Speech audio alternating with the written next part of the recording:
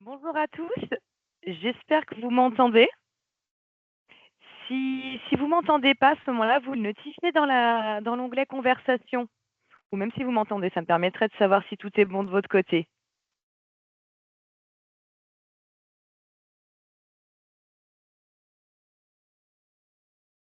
Pas de retour. Ok, merci. Hop. Je vais juste vous faire patienter encore quelques instants pour voir les derniers arrivés, d'accord?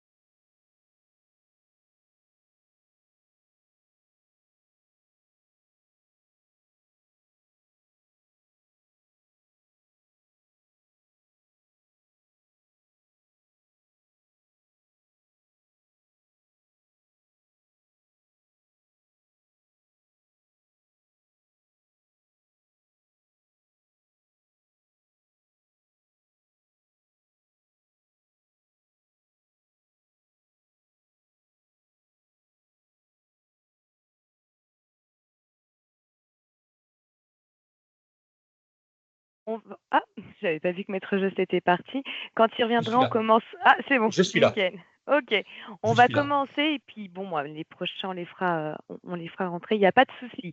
Donc déjà, une deuxième fois, je tiens à vous dire bonjour et à vous remercier d'être présent pour ce webinaire. C'est le deuxième que Clarity organise avec Maître Just au niveau des cas pratiques de tout ce qui est sinistralité. Donc pour ceux qui ne connaissent pas encore, Clarity, on est courtier spécialisé dans tout ce qui est responsabilité civile professionnelle, diagnostiqueur immobilier. D'accord.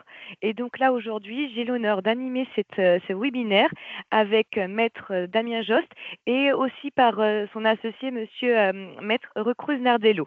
Donc ensemble, comme ça, on va pouvoir regarder au niveau d'un cas pratique qui s'est véritablement passé. Et à la fin, on aura un temps de questions-réponses. Donc il ne faudra pas hésiter à poser toutes vos questions. Moi, au niveau de Clarity, je suis en charge en fait du développement commercial. Et maintenant, je vais laisser Maître Just se présenter. Volontiers, Allez. merci Nathalie. Euh, Je vais peut-être aller assez vite en termes de présentation. Le cabinet a été créé voilà presque 20 ans et se dédie principalement à la défense du diagnostiqueur immobilier et de son assureur. Et donc le cabinet aujourd'hui se compose d'une petite équipe qui comprend Christophe Rupinardello ainsi que d'autres membres. Donc nous agissons à la fois sur tous les litiges du diagnostic immobilier, dont l'amiante, dont nous allons parler aujourd'hui, qui n'est pas le seul sujet, mais l'un des principaux sujets. Nathalie, vous le savez, vous avez les Mm. statistiques de la sinistralité annuelle et aujourd'hui l'amiante reste en tête des sinistres. C'est la raison pour laquelle nous avons choisi de vous présenter un cas réel concernant l'amiante. Et en parallèle de cette activité, le cabinet Jost intervient de différentes manières sur l'aspect préventif via des sessions de formation animées dans un centre de formation près de Bordeaux, entre autres, mais aussi dans des sessions dites intra, c'est-à-dire dans des entreprises au siège de telle ou telle entreprise de diagnostic, et puis aussi maintenant via des webinaires. Voilà, donc depuis très longtemps, nous considérons que l'avocat ne peut pas rester dans la position de l'urgentiste qu'on appelle en cas de problème, en cas de sinistre, mais doit aussi essayer d'apporter, de contribuer à son niveau à la formation ou au perfectionnement des diagnostiqueurs pour qu'ils se mettent en sécurité, partant du constat que les cursus de formation qui sont déjà très lourds et très complets, intègrent énormément de données techniques, mais à notre sens, pas assez de notions juridiques, juridico-pratiques, dirais-je, qui permettent aux diagnostiqueurs de se mettre en sécurité, sachant qu'on n'évitera jamais le sinistre, on ne pourra jamais éviter la mise en cause. En revanche, on peut travailler, on peut essayer de limiter les conséquences de la mise en cause par des rapports qui protègent mieux, qui expliquent mieux la prestation et qui donc protègent mieux le diagnostiqueur. Parce que ce qu'attend le juge, en fait, on le verra aujourd'hui au travers de ce cas réel, ce qu'attend le juge, en fait, c'est que le diagnostiqueur, dirais-je, soit un lanceur d'alerte. Bien sûr que l'on attend du diagnostiqueur qu'il fasse un travail conforme aux règles de l'art, donc à la réglementation, aux normes, normes AFNOR. Quand on parle d'amiante, il y a une norme AFNOR. C'est la même chose pour les termites, c'est la même chose pour l'état parasitaire ou pour l'électricité, que sais-je. Mais ça ne suffit pas. Dans l'esprit du juge, encore faut-il lancer l'alerte, c'est-à-dire lorsqu'il y a risque et qu'on ne peut pas, malheureusement, pour différentes raisons matérielles, parce que je ne peux pas tout voir, parce qu'il y a des obstacles, parce qu'il y a des parties qui n'ont pas été visitées, encore faut-il que je sache dire à mon lecteur, il y a le donneur d'ordre, mais je parle du lecteur parce que vous comprenez bien que le rapport ne s'arrête pas au donneur d'ordre, au vendeur. Chacun comprend qu'il est destiné à un lecteur qu'on ne connaît pas, qui est l'acquéreur la plupart du temps. Et cet acquéreur que l'on ne connaît pas, il faut qu'il puisse trouver dans le rapport de diagnostic une alerte, une mise en garde qui lui permette de comprendre qu'il y a des zones d'ombre et que pour relever les zones d'ombre, il y a des actions à poser. Voilà. Si on ne rentre pas dans cette logique-là, il y a des risques, oui, il y a une probabilité, dirais-je, pour que en cas de sinistre, en cas de mise en cause, généralement qui vient de ce que l'acquéreur va découvrir une fois arrivé dans les lieux, une situation qu'il n'envisageait pas, dont il n'avait pas été informé, en tout cas c'est ce qu'il dira, eh bien on va refaire le match en quelque sorte, et on va considérer que quand on analyse, on remet toute l'histoire à plat, on s'aperçoit que le diagnostiqueur, enfin c'est le juge en tout cas, qui arrivera parfois à la conclusion que le diagnostiqueur aurait pu alerter davantage le donneur d'ordre, bien sûr, qui est le commanditaire de la prestation, mais au-delà du commanditaire, le lecteur, via une formule de mise en garde. C'est à la fois simple à dire, ça paraît évident, et en même temps, cette dimension préventive, qui est celle du devoir d'information, du devoir de conseil, nous constatons, Christophe et moi, Christophe est à mes côtés depuis 13 ans. Imaginez un petit peu, enfin, moi je dis que c'est presque un héros ou un martyr en quelque sorte de la cause du diagnostic, parce que, bon, il a l'air encore bien conservé, vous le voyez, mais néanmoins, imaginez 13 ans de sinistres, amiante, DPE, thermique, etc. Bon, c'est ce qu'on consomme tous les jours, nous, au quotidien, c'est notre quotidien. Bien sûr, alors nous ne voyons que les trains qui n'arrivent pas à l'heure. Heureusement que tous les diagnostics ne se terminent pas par des sinistres. Heureusement. Que diriez-vous, Nathalie, si c'était le cas? Bon, Pas vous très bien, oui. seriez. Voilà, bon, ce serait une mauvaise nouvelle pour tout le monde. Mais néanmoins, il y en a beaucoup, encore beaucoup trop, et surtout beaucoup trop qui sont de même nature, qui se répètent. Et c'est ce qui nous a vraiment conforté, Christophe et moi, dans l'idée que cette répétition de causes récurrentes, ce qu'on appelle dans le jargon assurantiel, Nathalie, c'est ce qu'on appelle de la fréquence, hein. Oui. C'est-à-dire qu'on voit se répéter les mêmes causes, qui dit répétition des mêmes causes, c'est comme si on avait un enfant à éduquer. On a envie de lui dire, bah là, on va peut-être, en agissant sur tel et tel aspect, éviter la répétition. Et Mm. donc travailler sur la sinistralité, les résultats annuels. C'est à la fois le moyen d'éviter que certains assureurs changent d'avis en cours de route, n'est-ce pas Nathalie? Oui. C'est aussi le moyen de faire que on puisse continuer, à trouver un assureur quand éventuellement on a ce problème-là, soit qu'on veuille changer d'assureur, soit qu'on ait besoin de s'assurer parce qu'on débute. Et c'est aussi le moyen d'éviter de s'assurer à des niveaux insupportables, financièrement parlant, aussi. Enfin, je vous laisse peut-être intervenir, Nathalie, mais Non, non, mais euh, vous avez totalement raison. C'est-à-dire que derrière cette prévention, il y a vraiment quand même quelque chose à voir. C'est-à-dire qu'aujourd'hui, il y a énormément de fréquences au niveau de votre activité. Et c'est malheureusement aujourd'hui, vous avez du mal à trouver des assurances qui peuvent répondre à ce besoin parce qu'il y a une sinistralité qui est enregistrée et beaucoup, beaucoup de compagnies aujourd'hui se désolidarisent. Le fait de pouvoir dire, bah, là, il y a un souci, c'est toujours les mêmes sinistres qui reviennent, il faut agir dessus, en fait, pour arrêter cette hémorragie. Donc c'est vrai que là, je suis totalement d'accord avec Maître Jost. Il faut vraiment pointer ce milieu de la prévention et voir d'où vient l'erreur. voilà, et alors, c'est cette démarche qui a fait que depuis au moins 10 ans, le cabinet s'investit, comme je le disais, par une action qui est d'ailleurs un peu étonnante, encore de la part d'un cabinet d'avocats, et qui consiste à s'impliquer, je le répète, dans des sessions de formation, en centre de formation, mais aussi en intra, mais aussi dans des webinaires. Alors, pour être aussi concret que possible, aujourd'hui, on va vous parler d'un cas réel, un cas voilà, qui n'est pas sorti de notre imagination, mais en plus, c'est un cas qui reflète, eh bien, qui est assez représentatif des sinistres que nous voyons arriver, Nathalie et nous, au quotidien. On n'est pas allé chercher un cas complètement fantaisiste. Non, Non. non, c'est un cas qui a une fréquence, comme on le dit, qui se produit avec une grande fréquence. Et c'est la raison pour laquelle on s'est dit, mais il faut absolument qu'on les prévienne, parce qu'il semblerait qu'en amont, soit dans les cursus de formation, soit après, même au niveau de la certification ou à d'autres niveaux, eh bien, il y a un retour d'informations et d'expériences qui ne fonctionnent pas. Et nous, on a un travail, et finalement, on a un devoir, nous aussi, en tant qu'avocats, et peut-être vous, courtier, Nathalie, de lanceur d'alerte, on se doit Exactement. de vous alerter sur les trous dans la raquette, si on peut parler comme ça par image.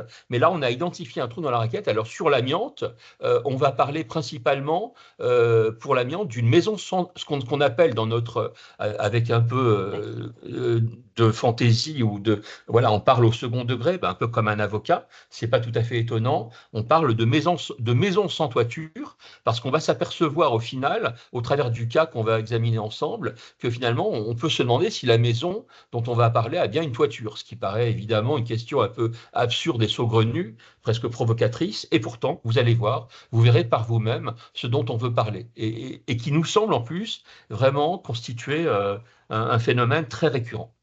Voilà, donc si on peut peut-être aborder le cas amiante, Nathalie. Allez, Euh, est-ce que vous voyez le partage d'écran ou pas? Vous voyez le PowerPoint ou pas du tout là? Non? Vous le voyez pas? Alors, hop, partager. Hop. Est-ce que là, vous voyez, Maître Jost, le... alors moi j'ai la page, on va dire, de présentation avec nos photos respectives, Nathalie. Allez, super, c'est ça. Allez, Voilà, on va commencer par contre, petite question. voilà. On a déjà une question. Est-ce que vous préférez, Maître Jost, qu'on regarde tout ça à la fin ou ou j'interviens quand je vois une question? Alors, moi, ce que je propose, Nathalie, c'est que je vais commencer par exposer les choses, et Hum, puis, à un moment donné, je vais m'interrompre et je vous laisserai la parole pour présenter, pour nous exposer la question qui est posée. D'accord? allez, on fait comme Mais ça. pour que ce soit fluide, on va quand même voilà, Hum, contextualiser les choses, ça va être très simple. Vous avez sur cette première slide, alors je précise que Christophe intervient quand il le veut aussi, hein, il ne faut pas, hum, voilà, et Nathalie, donner la parole à Christophe, parce que sinon je risque de monopoliser la parole et ça serait dommage pour nos Il auditeurs, n'y ils a pas de perdraient au problème. change, croyez-moi, ils n'auront pas Hum. le meilleur. Alors, donc, vous avez à gauche une maison. Je ne sais pas ce que vous en diriez de cette maison. Maison, bon, qui n'a pas vraiment. Moi, je n'en connais pas l'ancienneté, mais on voit bien que ce n'est évidemment pas un bien récent. On voit que c'est un bien qui se compose de plusieurs étages, au moins de 2 étages, de ce que l'on voit. Un qui semble être sous la toiture. Enfin bon, voilà. Est-ce que est-ce qu'il y a des combles aménagés? Je ne sais pas. Ce n'est pas un dossier du cabinet, mais en tout cas, bon, on est sur un bien ancien. Et donc, alors oui, chose importante avant d'aller plus loin, ce bien se compose, comme souvent, on est dans une zone rurale ou semi-rurale, on n'est pas en ville, et ce bien se compose d'un bâtiment principal, celui qu'on aperçoit sur la photo, mais il y a aussi des dépendances. Voilà, vous verrez pourquoi j'insiste là-dessus. Bon. Donc, on a conscience quand on reçoit la mission que que la mission concerne le logement principal et les dépendances. Bon. Euh, Vous voyez sous la photo une question qui a l'air un peu naïve et innocente. Où sont les zones difficiles d'accès? Pourquoi avoir inséré cette question sur cette première slide? Parce que vous allez voir, vous verrez, vous vous souviendrez peut-être, quand on aura avancé dans l'histoire, que on se demande, enfin nous en tout cas, que ce soit Nathalie et ses collègues juristes qui gèrent les sinistres côté assurance, et nous, côté avocat, gérons aussi ce type de dossier, lorsque ce dossier arrive devant le tribunal, finalement, on peut se demander si, avant même d'entrer dans les lieux, le technicien s'est suffisamment posé la question de, dans ce type de bien, où donc vais-je rencontrer, oui, où est-ce que je risque d'avoir des problèmes d'accès? Ma question paraît très naïve, je le sais, mais néanmoins, je ne sais pas si vous serez d'accord avec moi pour considérer que le risque dans ce type de bien vient des parties basses. Je veux parler des caves, des vides sanitaires, sous-sol en général, parce que ben, l'expérience montre qu'on n'y a pas toujours accès. Et ça concerne aussi les parties hautes. Les parties hautes, je veux parler du grenier, comble, aménagé, pas habité, que sais-je. Et au-delà des combles, ben, va se poser la question de la toiture. Hein. Je ne vais pas trop m'apesantir là-dessus, mais néanmoins, je voudrais que chacun garde en tête cette idée que, avant même d'entrer dans la maison, je dois avoir une sorte de checklist mentale qui m'obligera à ne pas, comment dire, transmettre mon rapport final sans être sûr que j'ai intégré dans mon rapport toutes les parties du bien et notamment celles auxquelles j'ai pas eu accès. Hein, parce que ça, c'est ce qui va poser problème. Et là, ce travail qui paraît basique, ici, je crains qu'il n'ait pas été fait. Et Nathalie pourra peut-être le confirmer, mais c'est un sentiment, une sensation qu'on a assez fréquemment. Nathalie, vous Oui, confirmez ou oui, pas? oui, tout à fait. C'est pas la première fois que je vois un cas comme ça et qu'on en discute. Je ne sais pas si Christophe peut intervenir, mais bon, je répète que Christophe est là depuis longtemps à mes côtés, mais avec Christophe, je crois qu'on partage la même impression. Après, je crois qu'il s'est connecté avec un autre lien. Il a été Ah, déconnecté, il s'est d'accord. reconnecté, donc il n'a pas la D'accord, possibilité de. C'est pour d'accord, ça, d'accord. malheureusement. Alors, on va passer au rapport qui a été fait à l'issue de la visite. Alors juste, on peut revenir à la slide précédente, Nathalie, s'il vous plaît. Bien sûr. Voilà. Euh, En conclusion du rapport, on a une formule qui est tout à fait, j'ai envie de la qualifier de standard, dans le cadre de la mission, décrite en tête de rapport.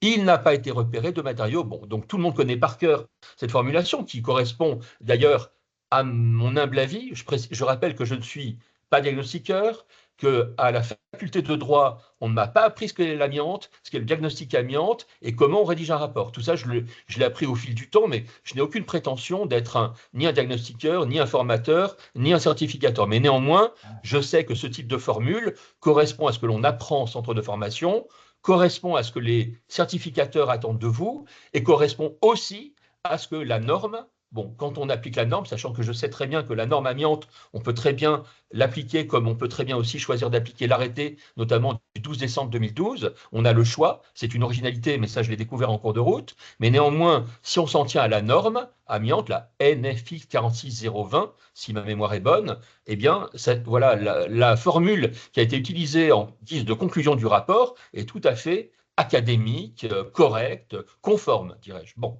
Sauf que cette conclusion, là je voudrais que Nathalie éventuellement me donne son avis, pour un non-sachant, on va dire que le lecteur on suppose qu'il est un non-sachant, dans le cas général d'un non-sachant. Il n'est pas diagnostiqueur, c'est ce que je veux dire. Pour lui, cette formule, dans le cadre de la mission, etc., il n'a pas été repéré, veut dire maison zéro amiante. On est d'accord, Nathalie ? Moi, je le dis comme ça. Moi, non sachante, on va dire au niveau, je ne suis pas diagnostiqueur, pour moi, il n'y a pas d'amiante. Nathalie, est-ce que vous m'entendez? Oui, très bien, je vous ai activé votre micro pour que vous puissiez participer. D'accord, ok. Je sais, mais on ne me voit pas. Apparemment, la caméra n'est pas. Alors, attendez, bougez pas. Oui, j'ai vu que vous étiez Oui, je déconnecté. suis désolé, j'ai été déconnecté. Non, Je ne non, sais mais pas comment ça attendez, s'est bougez matérialisé. pas. Voilà. C'est Ok, tout bon, là? je valide. Merci beaucoup. Voilà. Ouf. On a C'est retrouvé bon. Christophe. Oui. Je suis confus, j'ai eu un petit problème de liaison. Ça, c'est ce qu'on dit. Bon, je plaisante. Alors, vous voulez intervenir, Christophe, ou pas? Ah bah pour le moment, non, non, non. Mais sinon, le cas des maisons sans toiture, c'est en effet assez légion. Et ça fait sourire en fin de compte quand on regarde le descriptif du bâti, on s'aperçoit qu'on a des murs, on a des pièces, on a des couloirs, des chambres, et il n'y a pas de comble, il n'y a pas de toiture. Et très étonnamment, on peut aussi s'étonner sur le fait que ça ne surprenne pas ni le vendeur, ni l'agence immobilière, ni le notaire. On se retrouve avec un diagnostic qui vous parle du salon, de la salle à manger, des chambres, des couloirs. Il n'y a pas de toiture, alors que peut-être en amiante, et on peut penser que des professionnels de l'immobilier, comme les agences immobilières ou les notaires, sont coutumiers du fait, et savent très bien que l'amiante, c'est très souvent des PST, des plaques sous tuiles. Donc, comment se fait-il que des professionnels de l'immobilier n'aient pas à un moment l'idée de dire au diagnostiqueur, mais pourquoi n'y a-t-il pas soit un examen des combles, soit une réserve sur l'inaccessibilité des combles. Mais on ne peut pas passer à côté des combles. Alors, totalement d'accord avec Christophe. Je vais ajouter 2 mots, Nathalie, si vous permettez. Bien sûr. Alors, comme vient de le dire Christophe, effectivement, personne, étonnamment, personne, ni du notaire, ni de l'agent immobilier, quand il y en a un, ni même du vendeur, ne s'étonnera de l'absence de la toiture, de la sous-toiture.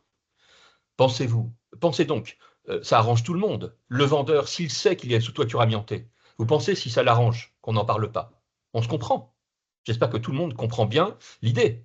C'est que le vendeur, s'il est un peu malicieux, se frotte les mains. Nous, on le voit couramment avec Christophe.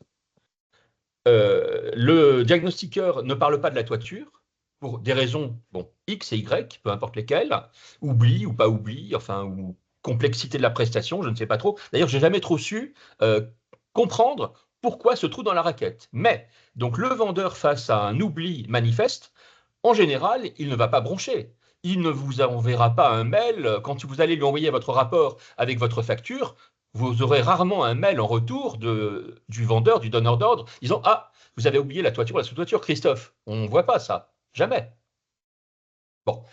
Oui, Voilà, donc, non, mais ce type de réaction, on ne l'a jamais. Hein. En revanche, on voit des donneurs d'ordre réagir par rapport au DPE quand le DPE annonce 10 cm d'isolant alors qu'il y en a 18 ou 20.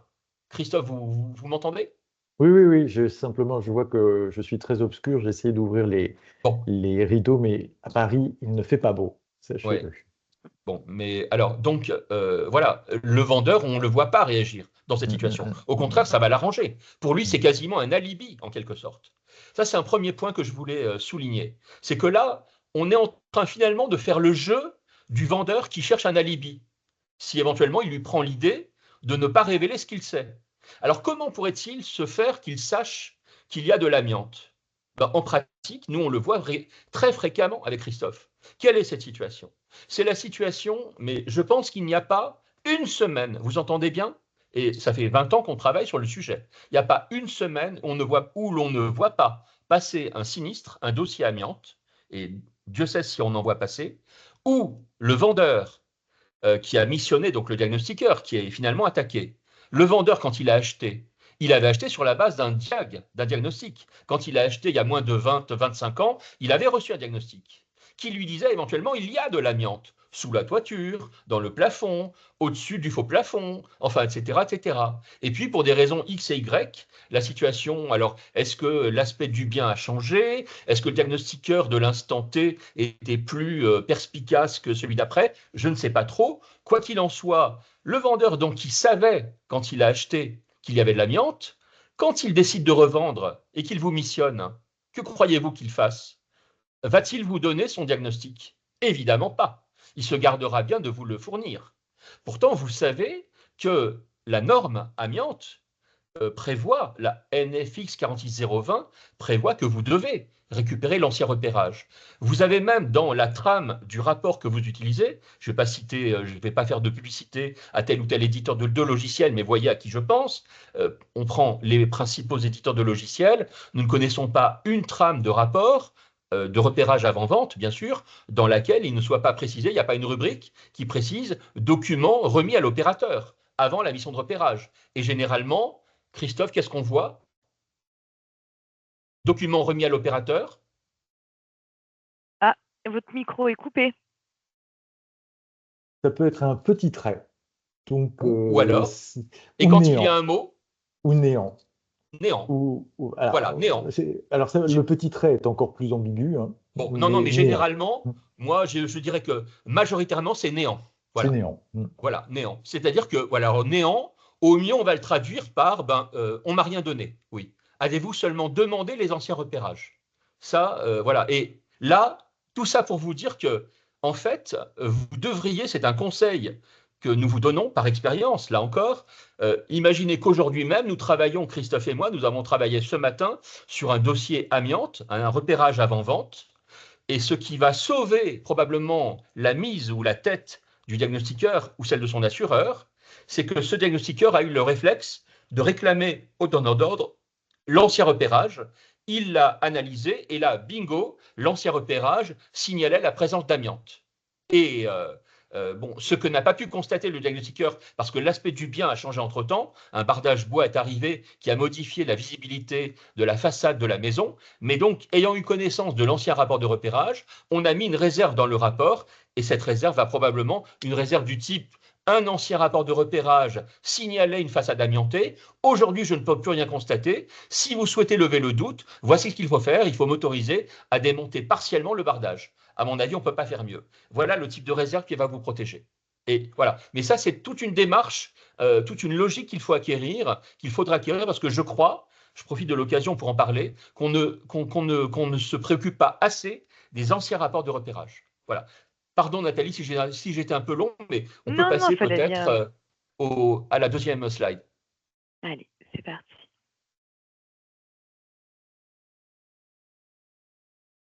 Alors, ici, on va aller aussi vite que possible. Là, vous avez en fait à droite trois échantillons, trois extraits du rapport réel. Vous connaissez bien ce type de formulation. Donc, le premier extrait en haut à droite, eh bien, on rappelle ce qu'est la liste B. Hein. Donc, et on voit bien ici qu'on va parler de la toiture et de la sous-toiture. Hein. Donc, logiquement, on est en train de dire au lecteur, voilà tous les éléments que je vais vérifier. Nathalie, est-ce que c'est comme ça que vous comprenez les choses? Exactement. C'est exactement Bon, comme ça que je les comprends. voilà. Donc là, on est en train, enfin Christophe, je ne sais pas si vous voulez intervenir. Je suis tout à fait d'accord, oui, c'est ça. Voilà. Donc là, on annonce Hum, au lecteur que la mission, le périmètre de la mission inclut notamment la toiture et la sous-toiture. Hein. On hum, l'annonce. hum, On s'y engage en somme. Bon, c'est une promesse. Ensuite, on passe au deuxième extrait, celui qui est en milieu de page. Et là, c'est en page 4 du rapport réel. Et là, grosso modo, d'après le tableau qui est censé nous dire voici les locaux et ouvrages non visités, on a le mot aucun. Donc, à contrario, Nathalie, comment on lit ça? Tout a été vu, tout a été vu. Voilà, exactement. On n'émet aucune réserve, rien. Bon, on est d'accord. Pour moi, oui, exactement. Tout a été c'est vu. comme ça. C'est comme ça qu'en cas de sinistre, l'expert judiciaire et le juge vont lire le rapport. Même si ce n'est pas la réalité. Même si éventuellement j'ai eu un problème pour accéder à la sous-toiture, par exemple. Vous voyez l'espèce de distorsion et de glissement qui est en train de se produire là? Oui. Enfin, je ne sais pas si tout le monde le touche du doigt, mais là, on voit bien qu'il y a un problème, il y a un malentendu qui est en train de se créer. Parce que moi, dans mon rapport, j'annonce que j'ai tout vu, ayant tout vu, je n'ai pas trouvé d'amiante, donc je garantis que la maison est zéro amiante.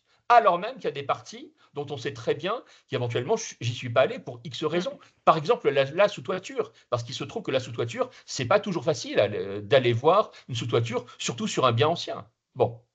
Alors, pour terminer sur cette deuxième slide, j'ai mis un extrait, vous voyez, qui va illustrer ma remarque précédente sur les anciens rapports de diagnostic, de repérage. Ici, on me dit rapport précédent, et là, alors, ce n'est pas le trait dont parlait Christophe, ce n'est pas le mot néant dont j'ai parlé moi, c'est aucun. Voilà. Donc, mais est-ce qu'on les a demandés seulement? Les a-t-on vraiment demandés? Je me le demande entre nous. J'en suis pas sûr. Je pense que chacun comprend ce que je veux dire. On peut passer à la slide suivante. D'autant plus que pour le... Excusez-moi Damien. D'autant plus que s'agissant des repérages antérieurs, parfois ces demandes est formulée de manière un tout petit peu, on va dire, par une clause de style dans l'ordre de mission. Sauf que l'ordre de mission n'est pas joint au rapport. Ce qui fait que si nulle part on précise dans le rapport que les diagnostics antérieurs ont été demandés mais n'ont pas été fournis par le vendeur, eh bien, on n'a pas cette information. L'agent immobilier, le notaire et plus tard le magistrat qui sera amené à statuer sur le dossier n'aura pas l'information comme quoi, effectivement, a été demandé au vendeur les anciens diagnostics et celui-ci a exercé une forme de résistance dans la communication des documents utiles à l'analyse du dossier. Merci Christophe. Alors moi, ce que je peux vous dire toujours dans une logique de retour d'expérience, pas plus tard que cette semaine, j'étais sur le terrain sur un litige qui dure depuis des années, un litige amiante, où précisément, donc moi je défends quelqu'un qui a qui a formulé, qui a produit un rapport négatif, hein, il n'a pas été repéré de matériaux et produits amiantés. Bon. Et puis, par les recherches que j'ai pu faire, en tant qu'avocat, j'ai eu accès à l'acte antérieur, à l'acte de vente antérieur, et là, bingo, je découvre que 10 ans plus tôt, le vendeur, quand il avait lui-même acheté, avait reçu un diagnostic qui lui disait « il y a de l'amiante au-dessus des faux plafonds ». Donc, j'ai eu cette semaine le vendeur en face de moi. Je peux vous dire que je me suis fait plaisir vis-à-vis de lui et son avocat pour lui dire que selon moi, il avait juste manqué de transparence par rapport à mon client. Mais le problème est qu'on aurait dû demander, insister davantage, comme vient de le faire Christophe, pour avoir ce rapport, cet ancien rapport. Moi, j'ai une suggestion à vous faire, parce qu'on n'est pas naïf pour autant. On sait très bien que les vendeurs, pour X raisons, il ne faut pas les embêter. Eux, ce qu'ils veulent, c'est que vous leur donniez le papier qui va leur, au plus vite et au moins cher, qui va leur permettre de vendre dans les meilleures conditions. On sait bien que c'est ça, la vraie vie. Bon. Néanmoins, si on est dans une logique de protection, je rappelle là qu'on parle d'amiante, donc d'un sujet, et la toiture et la sous-toiture, c'est probablement un sinistre amiante sur 2. Quand on sait que l'amiante, c'est la principale cause de sinistre, imaginez les enjeux financiers pour les assureurs. Et pour vous, donc, assurés. C'est énorme, énorme. Chaque année, c'est énorme. Et là, un sinistre comme celui dont on parle cet après-midi, c'est en moyenne 30 000, 50 000 euros de coût moyen, hein, à peu près. Peut-être que c'est plus encore. Je vois Nathalie qui opine du chef ou qui donne ligne du chef. Peut-être que vous voulez dire que c'est plus, Nathalie. C'est ça que vous voulez dire peut-être, non? L'amiante, on est vraiment sur des sinistres qui, en termes de coûts, est quand même très conséquent. C'est-à-dire qu'on peut pas. C'est là où on enregistre quand même les plus gros. Et il n'y a pas si longtemps que ça, il y a une semaine, on me parlait avec un diagnostiqueur, une connaissance. Il y avait un sinistre dans ses relations amiantes où on était à 260 000 euros de préjudice parce qu'on était sur du corporel, on était sur il faut tout défaire, il faut tout refaire. Donc, en fait, on va sur des sinistres quand même qui sont costauds en termes de sinistralité, en termes de dédommagement. Ah bah, Ouais. si on y va comme ça, je veux faire peur à personne, hein, mais nous, Christophe le sait très bien, nous avons au cabinet des dossiers qui sont même encore plus anciens que Christophe qui est là depuis 13 ans, imaginez, et qui dépassent les 2 millions d'euros. Ça, on l'a aussi, hein, Ouais. dans la vraie vie, hein. Il y a du Donc, corporel dedans?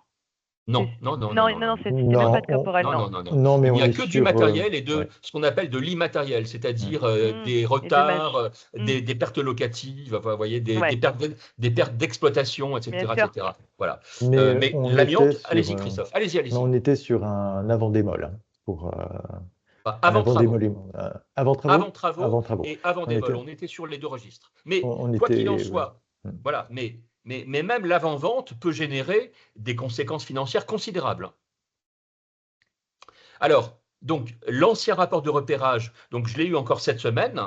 Et donc, petite suggestion que je peux vous faire, il faudrait demander cela en amont. Bon, je sais très bien que l'ordre de mission, on ne le fait pas toujours. Ça, je n'ai pas d'illusion là-dessus. Je le sais, on devrait, mais la vraie vie, c'est qu'on ne le fait pas toujours.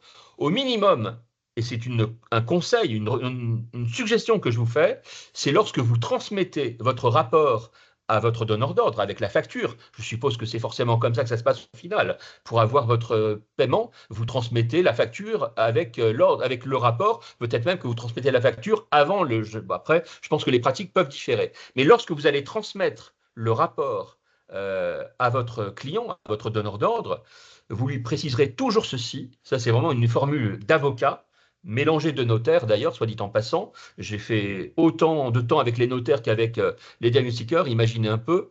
Donc, vous préciserez dans le mail d'accompagnement du rapport, il est rappelé au donneur d'ordre qu'il lui appartient de révéler à notre entreprise, donc au diagnostiqueur, toutes les informations dont il a connaissance, notamment les anciens rapports de diagnostic. S'il ne le fait pas, sa responsabilité sera engagée en cas de découverte d'un vice caché.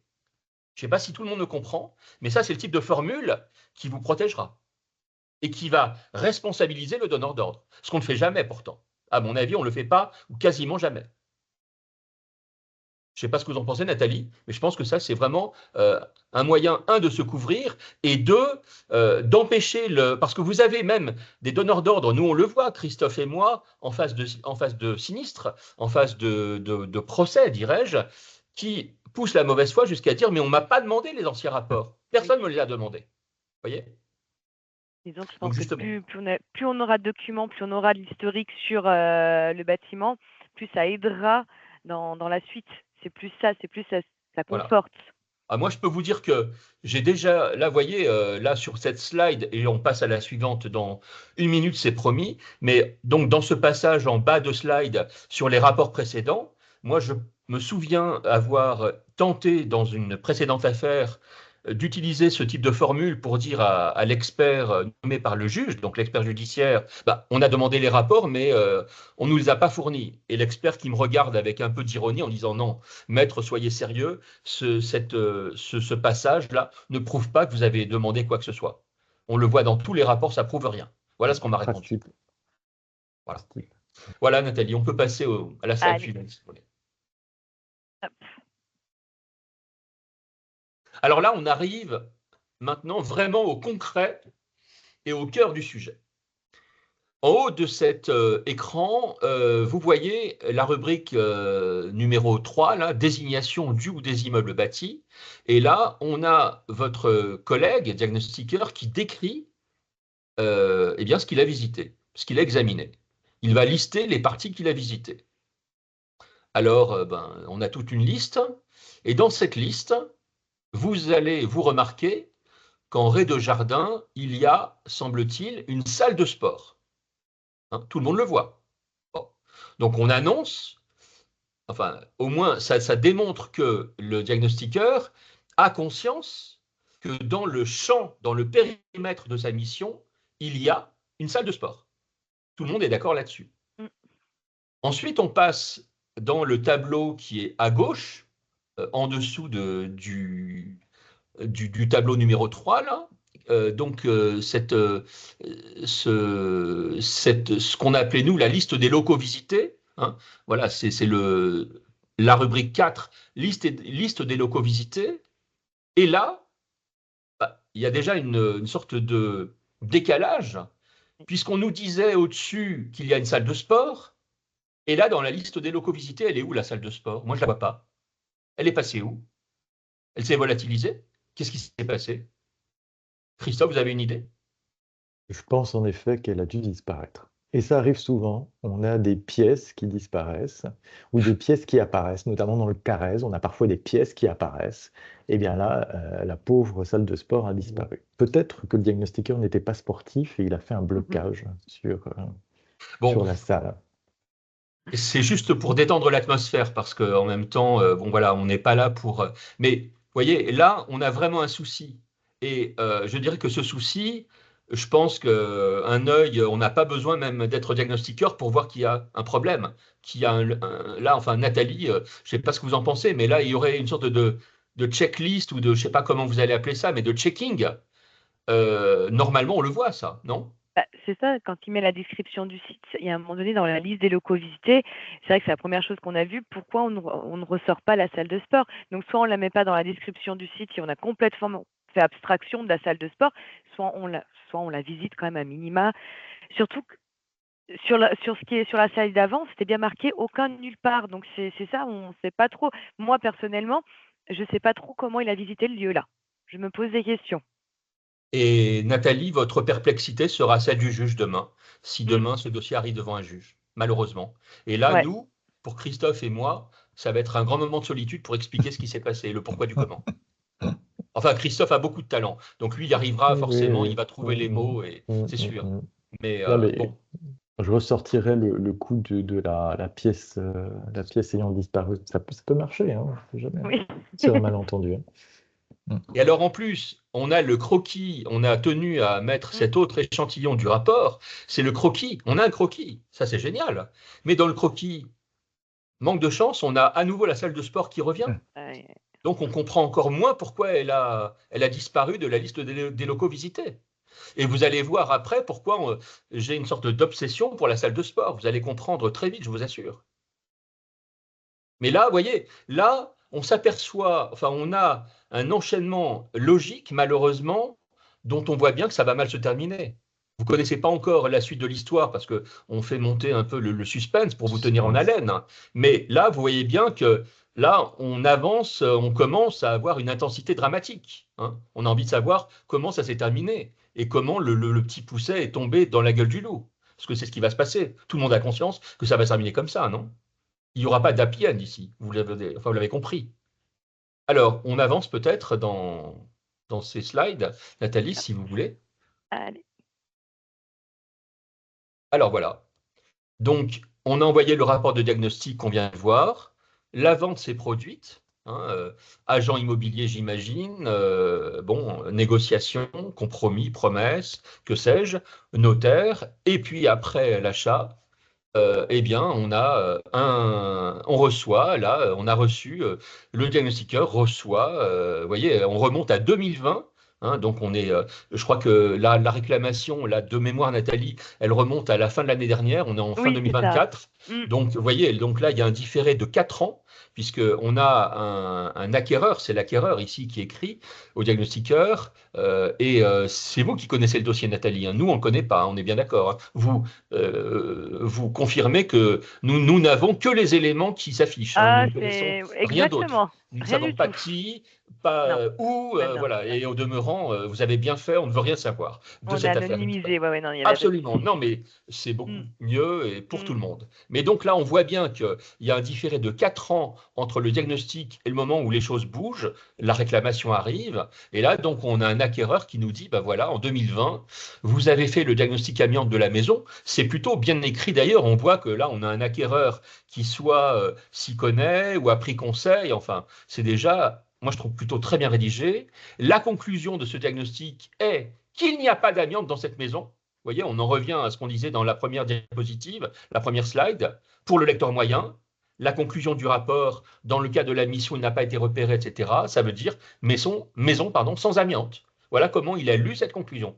Ce qui n'est évidemment pas possible. Comment, dans un diagnostic, pourrais-je garantir qu'il n'y a pas d'amiante? Dans le cadre d'un diag avant-vente, ce n'est pas possible. Je ne peux donner aucune garantie. Mais c'est comme ça que ça a été compris.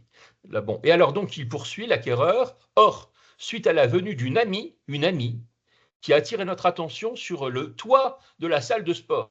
Et ben voilà, la salle de sport.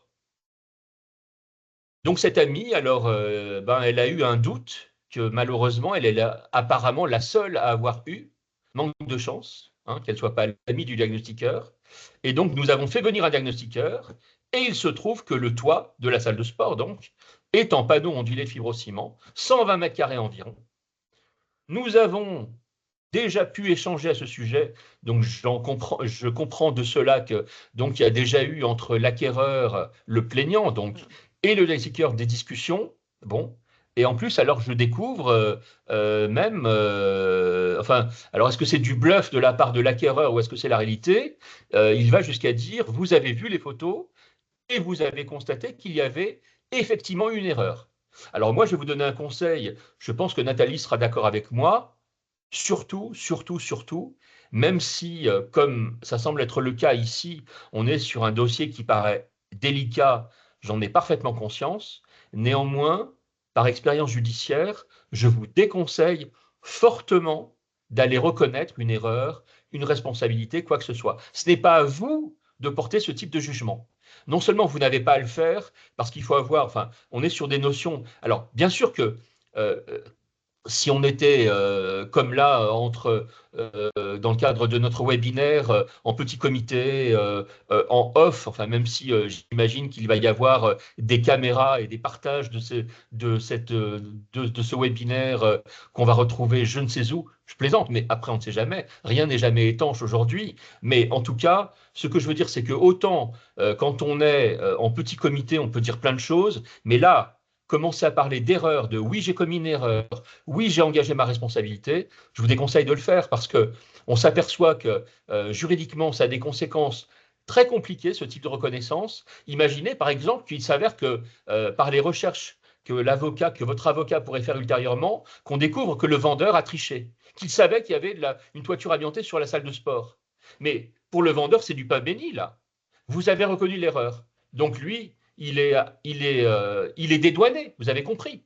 Et en plus, c'est la double peine. C'est que l'assureur, mais là je me tourne vers Nathalie, l'assureur, face à une erreur qui a été reconnue, qu'est-ce qu'il va dire, On peut, Nathalie? on peut plus rien faire. Le problème, c'est il a reconnu son erreur, donc on va être obligé d'intervenir. Et en fait, quand on fait des webinaires sur la responsabilité civile professionnelle et sur le fait de la protection juridique et en cas de sinistre et réclamation, on met un point de vigilance. N'admettez jamais, jamais votre responsabilité. Il y a une réclamation qui vous arrive, vous informez votre agent, vos courtiers, pas d'écrit et pas de reconnaissance. Surtout Et comme quoi là, vous avez fait l'erreur.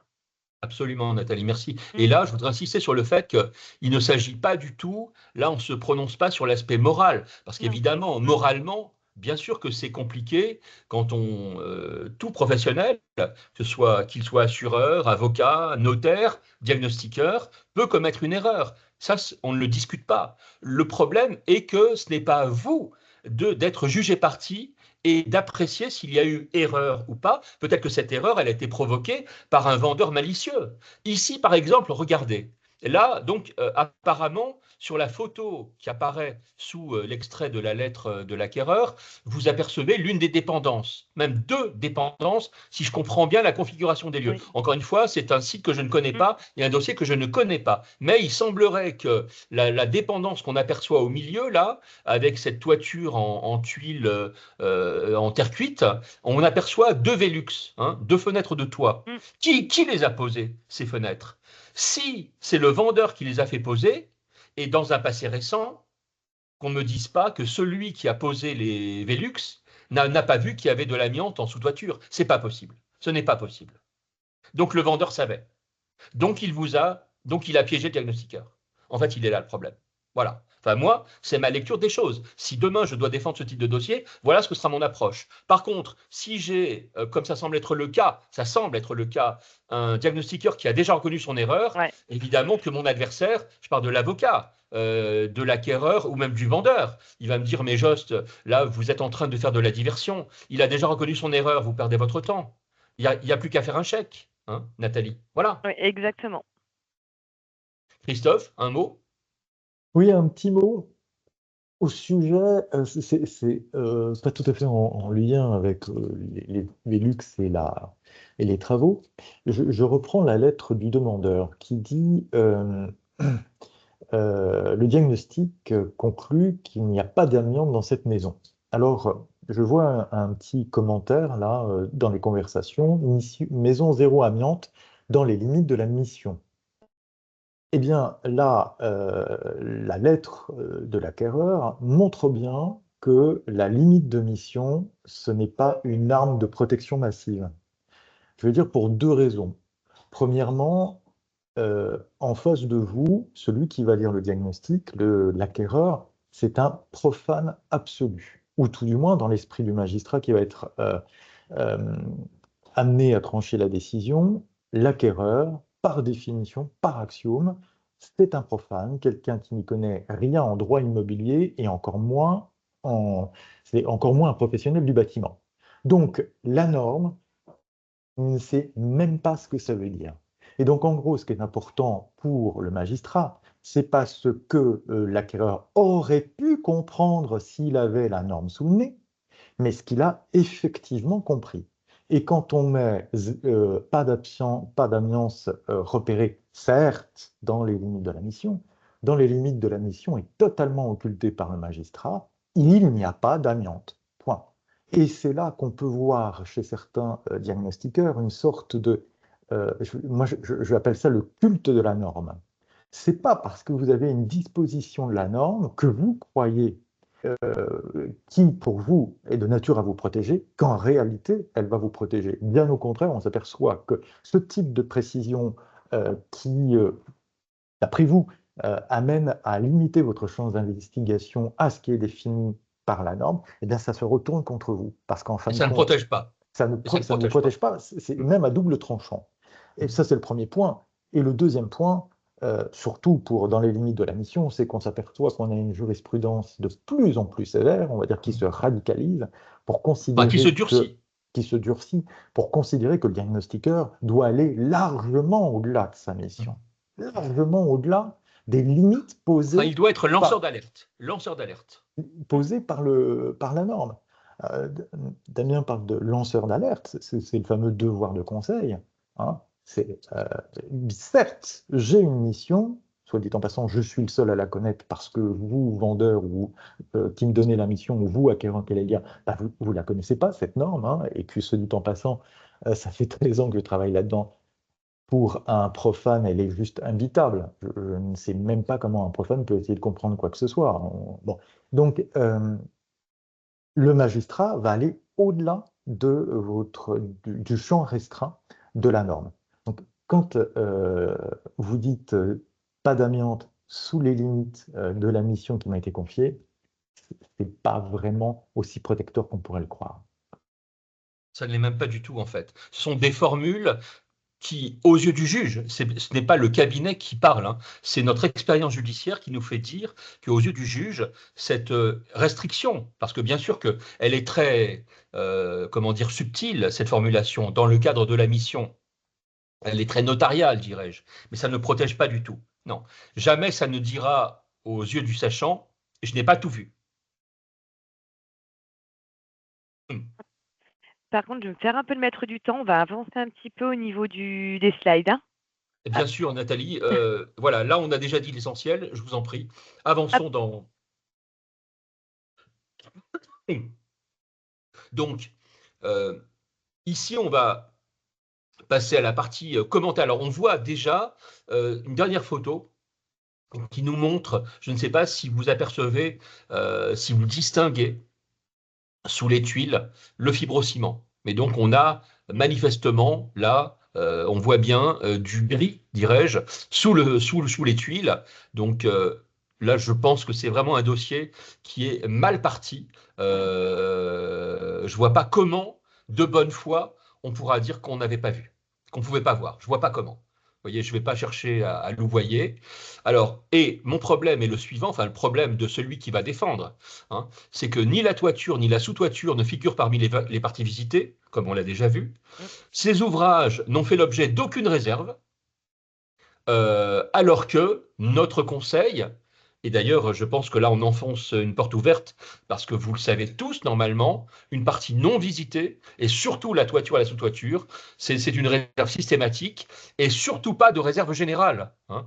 Là on a fait un petit focus sur l'article 3 de l'arrêté du 12 décembre 2012, parce que c'est là-dessus, alors vous le connaissez par cœur, bon, vous savez que le dernier alinéa, la dernière phrase de cet article précise que s'il y a des problèmes d'accès, que sais-je, eh bien, il doit émettre des réserves, le diagnostiqueur doit émettre des réserves correspondantes, et proposer des investigations complémentaires à ce sujet. Et là, pour la toiture et la sous-toiture, là, au minimum, à supposer qu'on n'y ait pas accès, et encore, enfin, je me demande même là s'il y avait vraiment, alors, pas d'accès. Mettons que c'était en toiture, donc je ne sais pas comment c'est à l'intérieur, mais j'espère qu'à l'intérieur, on ne voit rien quand on est dans la fameuse salle de sport. Parce que là, apparemment, cette toiture se trouve au-dessus de la salle de sport, si je comprends bien. Donc, j'espère que depuis la salle de sport, on ne voyait rien, mais même depuis l'extérieur, on voit. Là, on peut se douter, vous avez un œil expert, sachant, on voit bien que sous les tuiles, il y a quelque chose. Donc il y avait là, au minimum, une réserve à poser, mais une réserve, une vraie réserve, un vrai warning, une phrase, vous voyez, on a mis du rouge, nous, ben, de la même manière ici, il faut mettre du rouge pour dire attention, il y a une sous-toiture suspecte, il faut aller vérifier, voici comment on va faire. Voilà. Si on ne le fait pas, ça c'est sinistre garanti. Voilà, Nathalie, on peut avancer. Je crois qu'il y a encore peut-être une slide, Alors, oui, je vais vous qui va nous dire. donner un extrait de. Voilà. Oui, Voilà, ça c'est la position des juges dans un cas, enfin sur l'emploi des réserves. Donc c'est une affaire qui a été jugée par la cour d'appel pardon de Versailles en 2021. Donc le juge rappelle, ça montre bien que le juge il est quand même au courant de l'arrêté du 12 décembre 2012, de l'article 3 de l'arrêté, de la liste B de l'ANAS 13.9. Donc enfin voilà, là en plus bon le juge il a un expert qui lui a mâché le travail. Donc le juge comprend très bien toute cette logique du diagnostic avant-vente.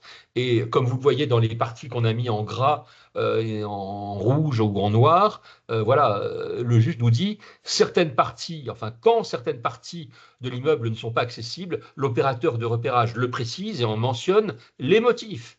Donc, ce n'est pas des réserves générales. Là, parce que je sais très bien qu'on va me dire, mais on a dans notre rapport tout un pavé qu'on met systématiquement pour dire, faire toute une liste. Eh ben non. Eh ben ça, je suis regret de vous dire, j'en ai parlé des dizaines de fois avec la profession. Je connais très bien la demande de certaines entreprises qui voudraient standardiser les réserves. Eh ben des réserves standardisées, stéréotypées, ça ne fonctionne pas. Ici, face à une maison, vous voyez, vous avez vu la maison à quoi elle ressemble, il fallait une réserve spéciale sur mesure. Sinon, ça ne fonctionne pas, ça ne protège pas. Je ne sais pas si Christophe va ajouter un mot.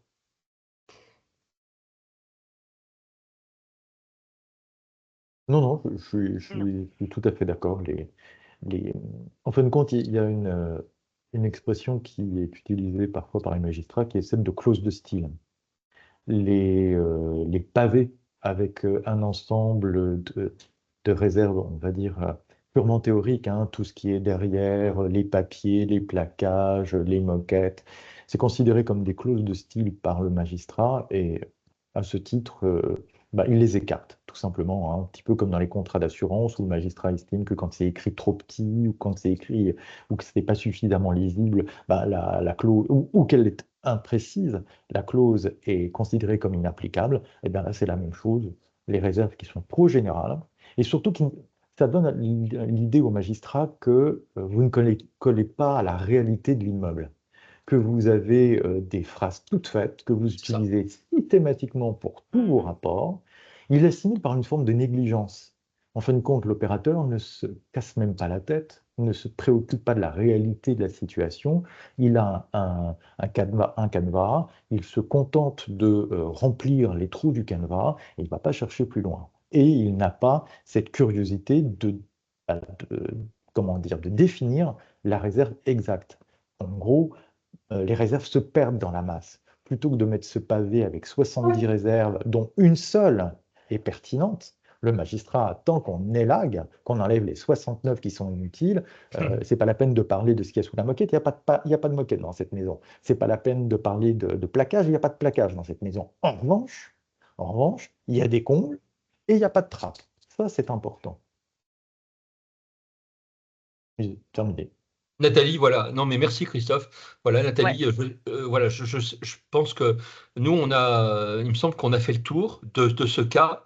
On aurait encore d'autres choses à dire, mais je veux pas. Ah oui, alors voilà. Donc, Moi aussi, il y avait une petite annotation encore. oui, oui, oui. Alors là, effectivement, on a un autre passage de la décision de la Cour de Versailles, parce que c'était une affaire en fait de moquette et de dalle amiantée, je crois, qui était sous la moquette. Et donc le diagnostiqueur est allé dire, ben non, moi la moquette, je ne pouvais pas la soulever. Enfin, c'est un vieux débat. Vous l'avez déjà eu, nous l'avons déjà eu.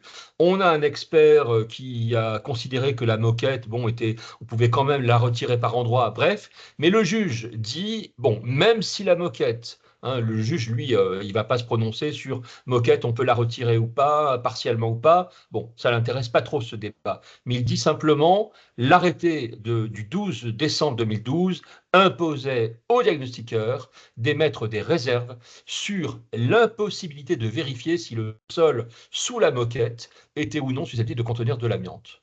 Voilà. Donc, c'est ce que disait Christophe à l'instant. Pas de réserve générale. Malheureusement, on a conscience qu'on complique un peu votre travail, votre tâche, en vous obligeant à faire un investissement, à consentir un investissement rédactionnel. Croyez-moi, chaque fois que vous ferez cet effort rédactionnel, vous allez remonter considérablement le niveau de sécurité.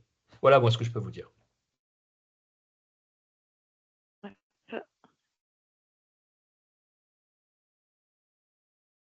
C'est un peu Oui, le alors résumé de tout ce les que vous conseils, avez dit, oui. voilà, donc les conseils, toujours quand vous êtes sur le terrain, avant même d'entrer dans les lieux, vous checkez ce qu'on appelle checker mentalement le bâti, je ne sais pas si ça vous parle, avant même d'entrer dans les lieux, pour lister les parties à risque, ici la toiture, la sous-toiture, est-ce qu'on a bien repéré avant d'entrer dans les lieux que j'allais avoir le problème de cette toiture et de cette sous-toiture peut-être, voilà, et donc avec des réserves peut-être à mettre en place. Si le donneur d'ordre est présent ou son représentant, agent, notaire, même quand on a un notaire qui négocie, ça peut arriver dans certaines régions, lui demander le précédent repérage.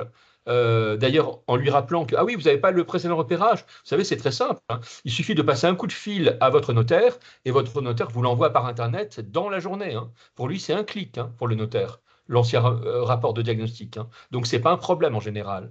Et si jamais on vous fournit le rapport, alors vous prenez une photo de ce rapport en guise de copie, hein. Ce sera important le moment venu pour montrer que vous l'avez eu et qu'on vous a, voilà, que vous avez eu une information. Bon. Ici, je reviens sur l'affaire, vous avez vu qu'il y avait des Velux, donc à supposer que ces Velux aient été faits par le vendeur, ça serait bien qu'on demande au vendeur, mais ces Velux, c'est vous qui les avez fait poser? Vous avez la facture, je peux la voir? Et là encore, prenez une photo de la facture. Le moment venu, ce sera utile, croyez-moi. Parce que, je répète, celui qui a posé les Velux ici, pour moi, il savait forcément que la sous-toiture est amiantée. Je ne sais pas si tout le monde sera d'accord avec moi, mais je ne vois pas comment on pouvait passer à côté de la sous-toiture amiantée avec les Velux. Ça ne me semble pas possible. Voilà, pour aller aussi vite que possible, Nathalie. Ouais, je suis désolée, Manoute. Hop. Oui, alors voilà, donc là on revient sur le fait que voilà, l'utilité de l'ancien Oui. rapport, s'il a acheté depuis moins de 20 ans ou 25 ans, il a forcément un ancien diagnostic, l'acquéreur, enfin le vendeur, pardon. Voilà. Et deuxième conseil, si la toiture est inaccessible ou invisible dans sa totalité, réserve obligatoire. Surtout pas de réserve générale, Mm. non, c'est une réserve sur mesure, toujours assortie d'une proposition d'investigation complémentaire de manière à ce que ça vous couvre. Là encore, parce que l'idée, c'est que, bon, j'ai proposé un complément, personne ne m'a demandé quoi que ce soit, ça me couvre, je suis couvert. Et le moment venu, en cas de sinistre, je serai protégé, et bien plus protégé. Voilà. Et là, hop, c'est noté. Donc là, on va passer sur les questions et réponses. Et j'ai une question. Pourquoi aucun avocat ne s'implique dans les commissions normatives afin de compléter les méthodologies que vous évoquez? Je vais laisser Christophe parler parce que. Je n'ai pas de Non, allez-y, réponse. Christophe. Je n'ai Mais pas la question est particulièrement de pertinente, réponse. Oui, attention, la elle question est est très pertinente. pertinente. Après, je ne saurais pas quoi dire. Peut-être peut-être aussi y a-t-il une forme, je ne veux pas dire d'autisme, mais d'incapacité chez le législateur au sens large, hein, à entendre le retour de terrain. Alors il y a aussi un fait qui est non négligeable, c'est que la jurisprudence évolue.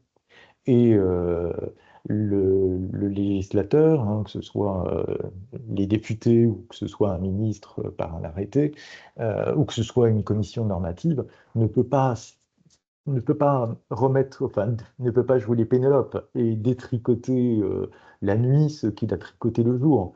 Et malheureusement, un avocat, lui, ne fait que cela. Parce que la jurisprudence de la Cour de cassation de l'année dernière n'est pas la même que la jurisprudence de cette année. On vient de recevoir une décision qui est assez effrayante, où maintenant, en matière d'amende, on a des condamnations à la réparation intégrale. Euh, Jusqu'à maintenant, ce n'était pas pris en compte. Donc, peut-être est-ce cette crainte d'une forme d'instabilité qui retient on va dire, le législateur au sens large, hein. Et peut-être aussi les avocats ont-ils peur de prêcher dans le désert et de ne pas être écoutés. Je ne vois pas d'autres explications. Je ne sais pas si vous en Alors, avez d'autres, Damien. oui, je veux pas passer trop de temps sur cette question, mais qui est une vraie question, mais parce qu'il y a d'autres questions sans doute. Moi, ce que je dirais, c'est que, bon, évidemment que idéalement, c'est ce qu'il faudrait faire, mais pour des raisons pratiques diverses et variées, à mon avis, à court terme, ça ne se passera pas, parce que le monde de la commission, enfin les commissions normatives dont je connais, dont nous connaissons certains membres, hein, qui sont des gens tout à fait honorables, estimables et compétents, bon, c'est très lourd, c'est un fonctionnement très très lourd, et la parole de l'avocat va se retrouver diluée au milieu de tas d'autres intervenants, et on n'entendra pas l'avocat comme on peut l'entendre dans le cadre d'un webinaire comme celui-ci, vous voyez, je pense que notre parole va être diluée, donc elle va perdre en efficacité.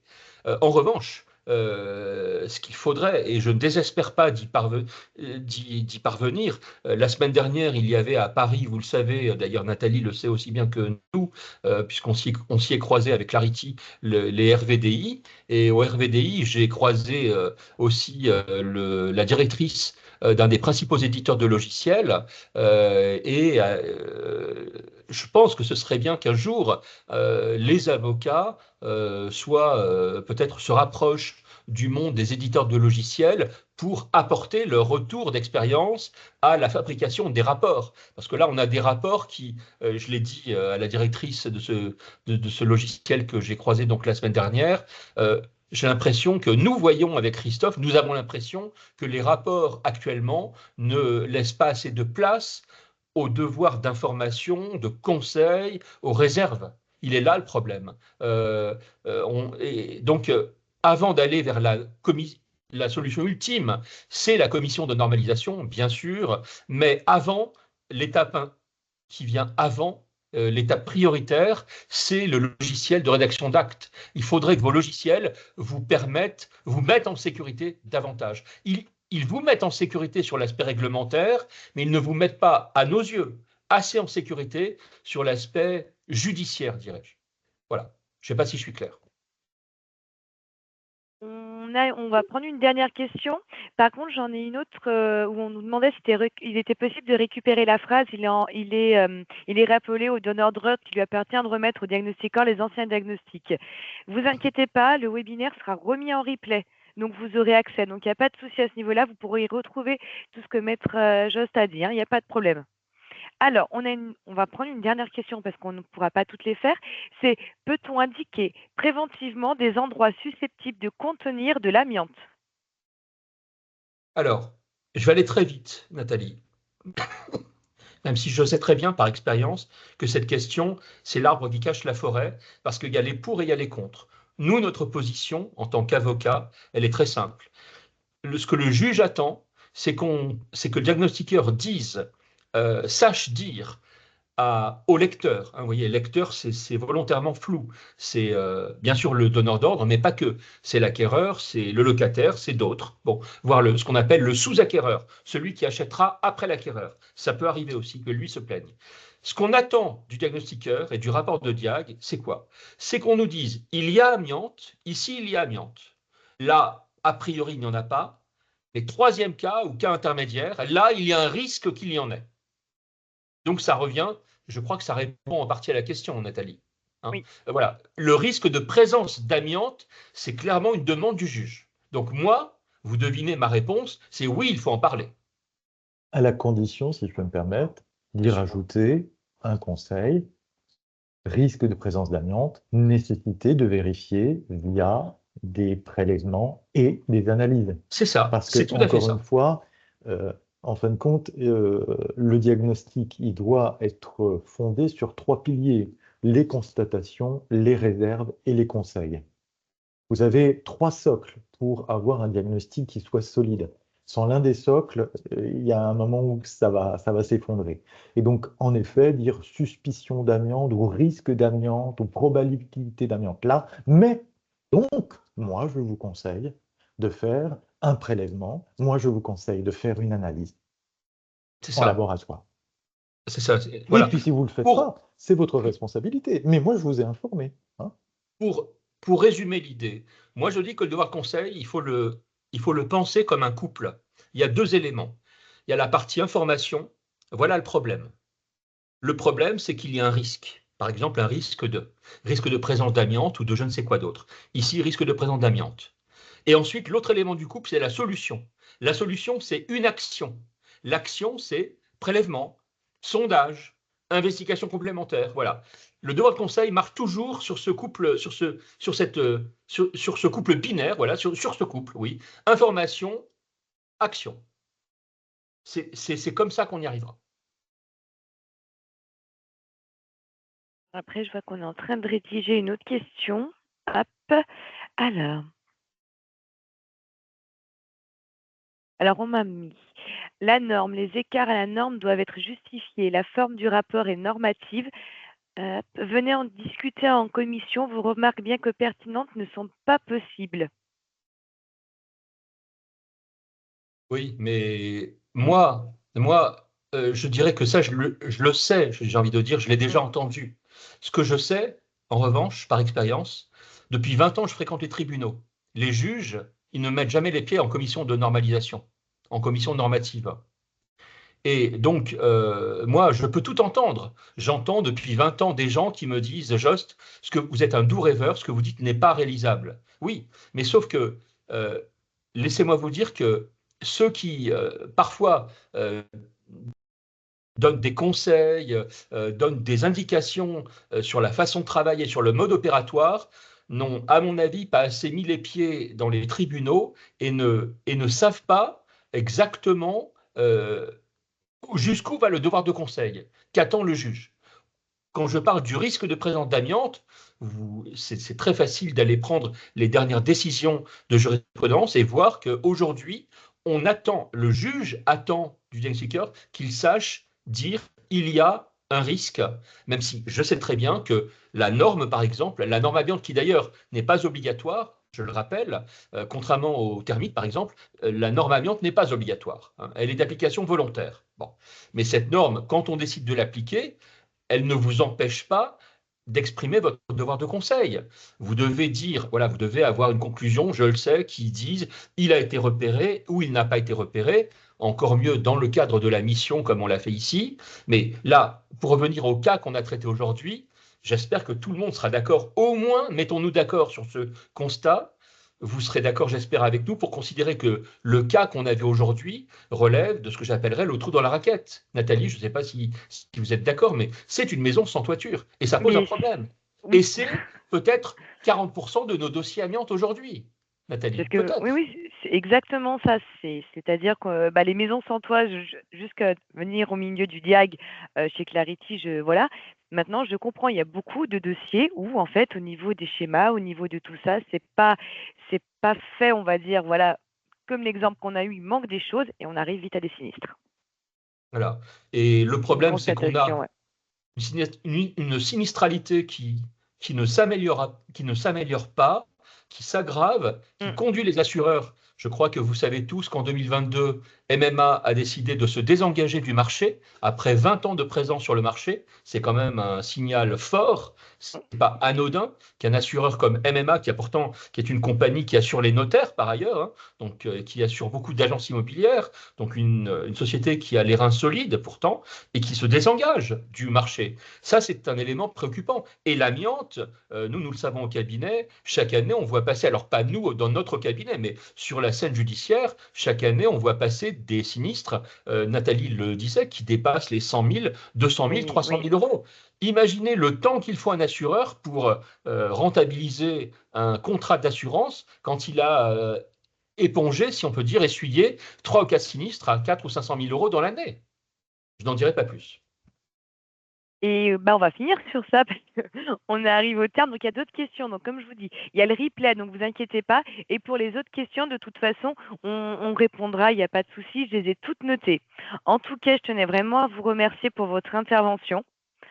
D'accord, il y a C'est pas, avec grand plaisir. c'était très très agréable et j'espère, bah voilà, au prochain cas pratique, ça sera peut-être pas l'amiante, ça sera peut-être les parasites. On regardera ça ensemble, mais en tout cas, je vous appellerai également. S'il y a une demande, on se tient à votre disposition. Eh ben, c'est super. Je vous remercie beaucoup et merci à tous et passez un Bonne excellent soirée. week-end. Merci à vous Bonne soirée. également. Au revoir. Au Au revoir à revoir. tous.